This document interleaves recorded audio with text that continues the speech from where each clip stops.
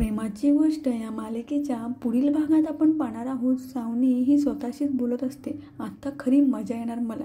मी जे काही सगळ्यांना हरवलं ना त्याची तर एन्जॉयमेंट झालीच पाहिजे. असं म्हणत सावनी हातामध्ये वाईनचा ग्लास घेऊन ऐटीतच बेडवरती जाऊन बसते. ती पुन्हा एकदा बोलू लागते, सावनीची ती एक्सपेन्सिव्ह ज्वेलरी मिसिंग आहे, पण ठीक आहे, सावनी एक ज्वेलरीपेक्षा कमी आहे का? असं म्हणतच सावनी ती वाईन पिते आणि हसू लागते. अगं सावनी, एवढी आनंदी होऊ नकोस, कारण ना लवकरच तुझा आनंद दुःखामध्ये बदलणार आहे. आणि इकडे घरातले सर्वजण हळदीची तयारी करत असतात. तेव्हा मुक्ता आई एकविरेकडे हात जोडत मनातच म्हणत असते, आई एकविरे, तुला तर माहिती आहे घरात काय चाललंय ते. अभिषेक आणि सावनी या घराला त्रास देण्यासाठी हे सगळं करतायत आणि मी तर या सगळ्यासाठी फक्त एक निमित्त आहे. निमित्त तर तूच ठरवलंस ना मला, म्हणूनच या निमित्ताने ना काहीतरी अशी गोष्ट घडू जे जेणेकरून अभिषेकचा खरा चेहरा मला सगळ्यांसमोर आणता येईल आणि त्यासाठी ना मला तुझा आशीर्वाद दे.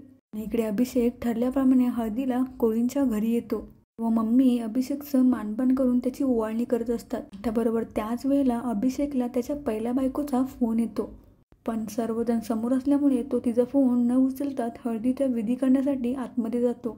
आता जेव्हा हळदीच्या विधी चालू होतात तेव्हा मुक्ता अभिषेकच्या पहिल्या बायकोला तिथे घेऊन येते आणि ती सर्वांना म्हणते, यांच्या बाजूने ना हळदीला कोणीच नाही, म्हणून मी हिला घेऊन आले, कारण तुम्ही त्यांच्या खूप चांगल्या फ्रेंड आहात ना, शिवाय तुम्ही त्याची करवली पण बनू शकता ना, आणि मी तुम्हाला ना तोच मान देण्यासाठी इथे बोलवून घेतले.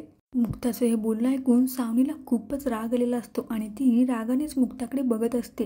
आणि इकडे मात्र मुक्ता स्वतःशीच बोलत असते, आता ना मी पण बघते कुठली बायको आपल्या नवऱ्याला आपल्याच हाताने दुसऱ्या बायकोची उष्टी हळद लावते ते.